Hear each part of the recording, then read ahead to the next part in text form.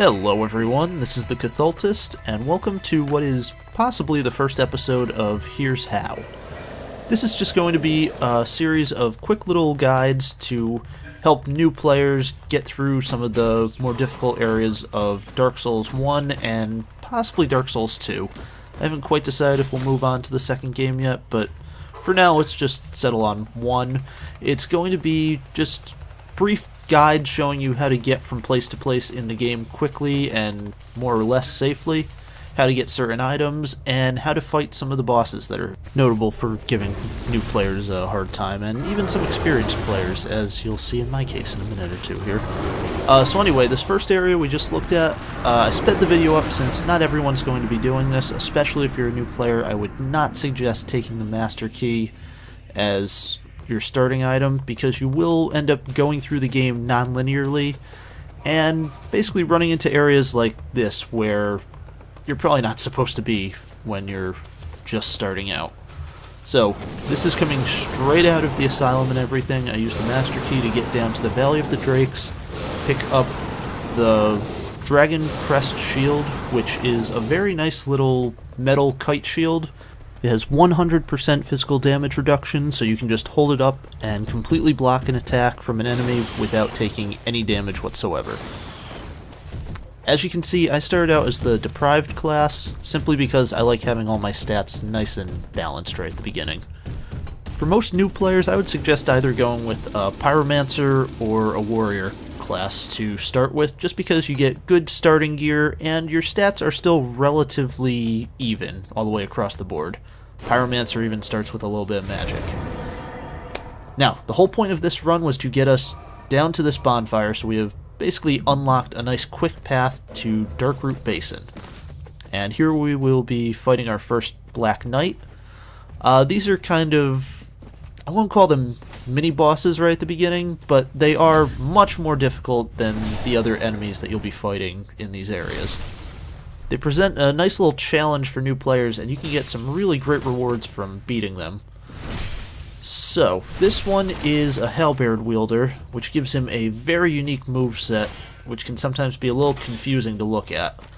The whole idea of fighting him, sorry, I don't know what kind of accent I went into there just now, is to stay very close to him and constantly be trying to get behind him. If you're confident in your skills with riposting and parrying, stay right in front of him and just wait for his swings to get to you, and you can easily just parry him to death. I'm coming to this from Dark Souls 2, like almost less than an hour after playing it, so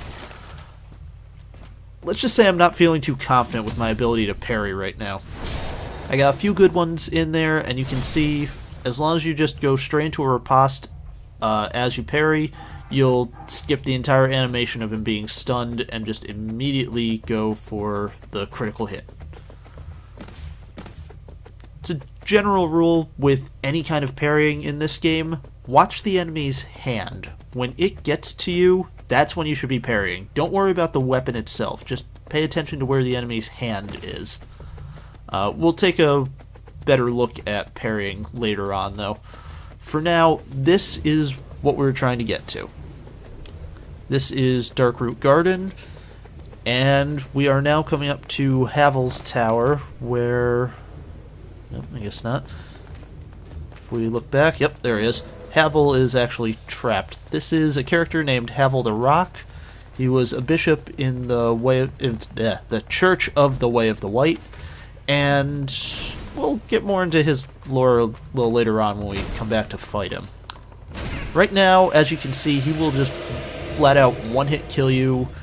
You're going to need a lot more health if you want to sustain one of those attacks from his Dragon Tooth Club.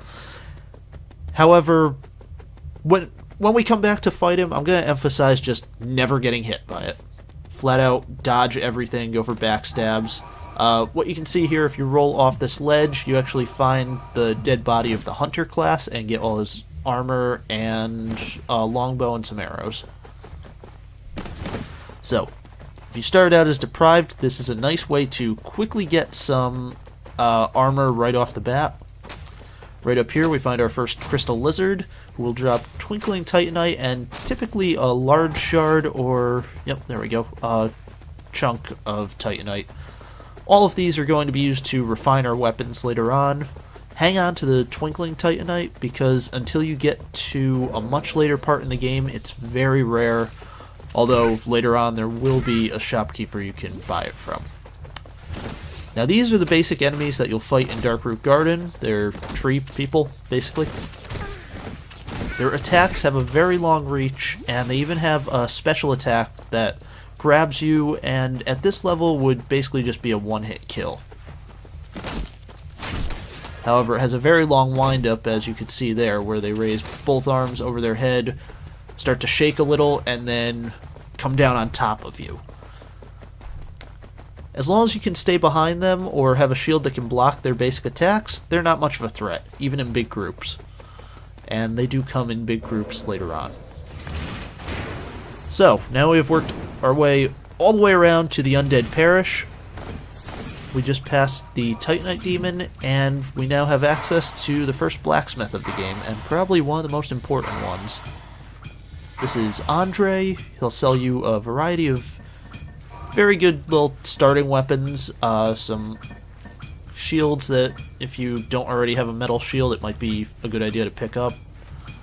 You can pause the video here and take a look at the stats for each of the weapons and shields and stuff that we're going over, but for now just know that they're all good starting weapons, except for maybe the war pick. We'll come back to items and stuff like that later on. Right now, and just to finish up the video, what I want to show you is basically from here just a quick run to the Tauros Demon and give you some ideas on how to fight it if you're having a little trouble with that fight. So we make our way up Havel's Tower. He will pursue you if you come this way, so just constantly be moving and he'll probably never catch up to you before you get to the boss door. Come out here. Now, for a normal approach, you would be coming from this door right here, and this guy at the top will be rolling this barrel on fire down the stairs at you when you get here.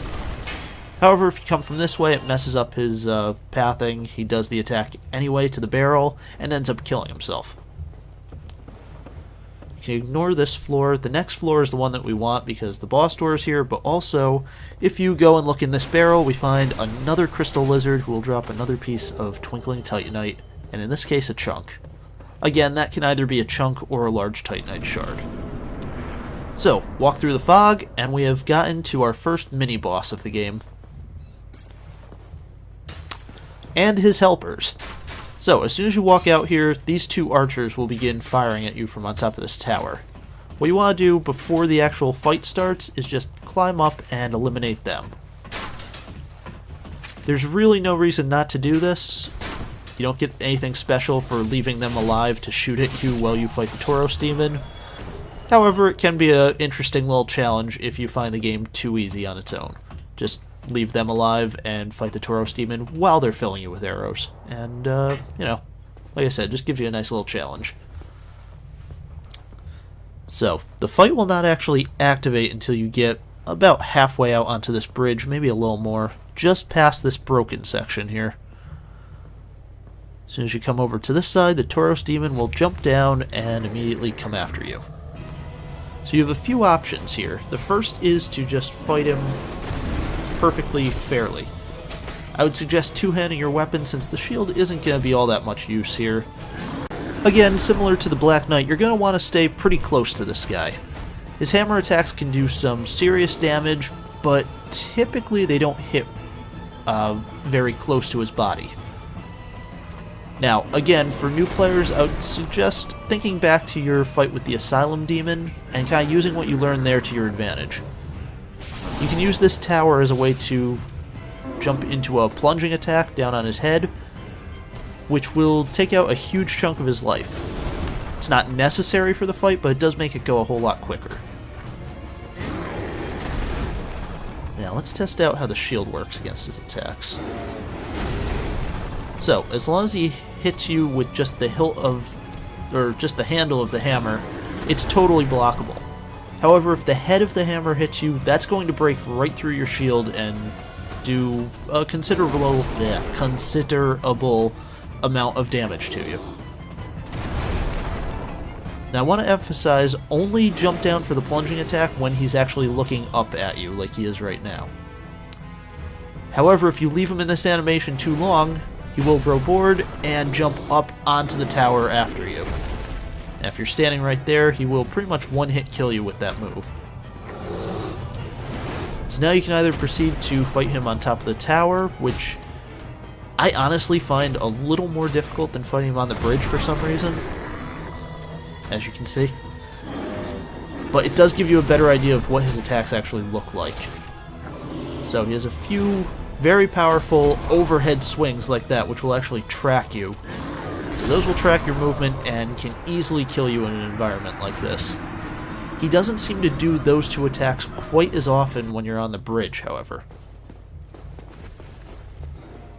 So, again, as soon as the fight starts, you can just run straight back to this ladder, get ready for a plunging attack, and if you don't wait long enough, there's potential for you to completely miss. So that's why you wait until he's actually looking straight up at you. He can still just dodge out of that animation if he's not actually in the right spot. So instead of relying on that plunging attack, we're just going to go straight ahead and try to kill him with some one-on-one melee fighting.